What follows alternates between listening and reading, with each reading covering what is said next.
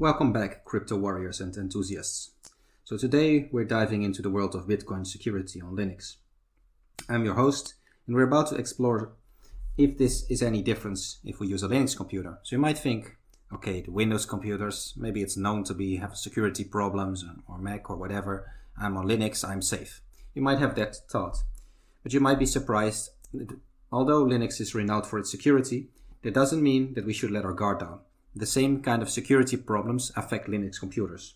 So if you install random apps, you could lose your Bitcoin. If you share your desktop, the same kind of attack is possible. If you overshare anything, any kind of service, they might get into your computer and steal your Bitcoins. So first things first, you might want to be sure that you download your Bitcoin wallet from a secure source, so from an original source, not some fake wallet.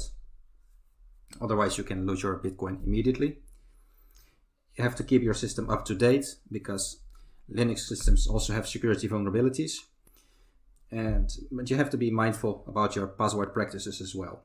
So make sure your wallet is strong, your passwords are strong. Don't use simple passwords like password123 or something like that. You might consider using a passphrase for added security. Basically, just because you are using Linux doesn't mean you're secure. Even though we have Linux and Bitcoin, it's really not just about the technology, but also about the mindset, about how do we use the computer. So the user took its Linux computer to the coffee shop, to the hotel, or any other public place. They might think they're secure. A hacker here is on the same network. They might do a scan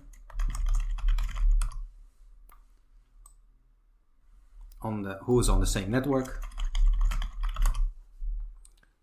So they find out, okay, there's some devices, some people or some computers on the network, which are these four. They might be interested in just checking systematically. Maybe there's someone holding Bitcoins.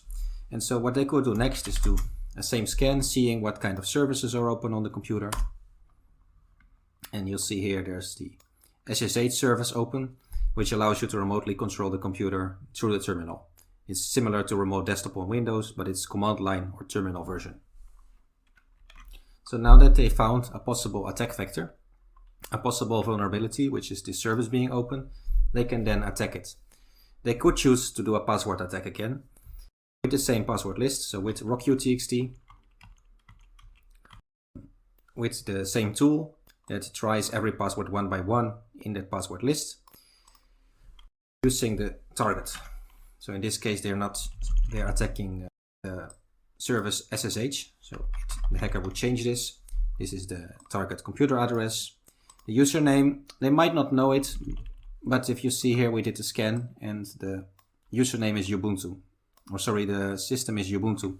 So the username might be Ubuntu as well. So the hacker might try that based on the information it knows, or it might try with a user list and just trying this automated attack to get into your system. So depending on the username password, it can be very fast or take a long time to get into your system. In this case, was another weak password used. So the user used the password I love you with simple Ubuntu was the username. So now they can remotely log into the computer. Now, as I mentioned, SSH is like remote desktop, like the Windows remote desktop or Linux or Mac remote desktop, but it's completely command line or terminal based. So they would use the command line, as I'm doing now, to log into that computer. Sorry, that's a typo. Then use the password it found here by cracking. And now they're in the computer. So next they can use the command line to find if you have any Bitcoins stored in your computer, and then they could view it or download it to their computer. So there you have it, Linux users. So security is not just about the system. It doesn't matter you use Linux, Windows, Mac or something else. It is also about the mindset, what services or apps you run on that computer. Because if it's badly configured, it might be a hacker gets into your computer and steals your Bitcoin wallet. So it's quite a journey. It is not a process or an install to be secure. You have to constantly be mindful about what do you do on that computer. So that is also the downside of all these software wallets. So on the one side, it's easy, just install an app and you have your Bitcoins on the computer. But one single mistake could lead that you lose your Bitcoins. So in this case, they have remote desktop enabled on their Linux computer. Or sorry, SSH enabled, which is like remote desktop but command line. And that could allow the attacker to take over the computer. Or it could be other mistakes like running a simple program or anything else. So it's really not so easy to keep your Bitcoin safe on a computer that you use for daily use, because one single click or one mistake and you could lose all your Bitcoin. And so what you could do, or what is a good idea, is if you're serious about Bitcoin, to go for hardware wallets instead of all these software wallets, because a single mistake and you can lose all your Bitcoin.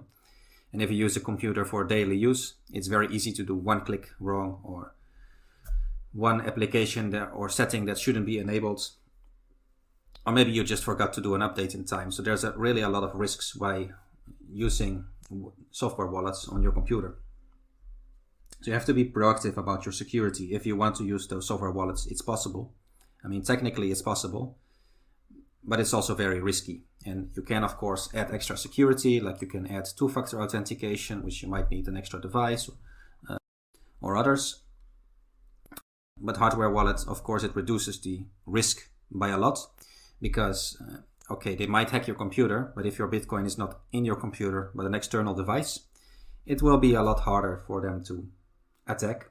Or you can even go the paper wallet route. So if you have your Bitcoin's keys on paper, it's basically unhackable. It's just in the physical world that it exists. There is no network possibility, there's no internet. So that is the most secure, but not the most convenient for regular use. So the more safe option or bet could be to go for a hardware wallet like a Trezor or any of the other hardware wallets. So hope this is helpful. So just because you use one system or the other, maybe use Mac, Windows, Linux, or whatever is popular, doesn't mean it's automatically secure. You have to be mindful and pay attention to what you do in that computer. Don't download random apps, don't share anything on the network. And basically what you want to do is have nothing enabled, maybe even the internet disabled. Such a scan, of course, here we were able because this application is enabled.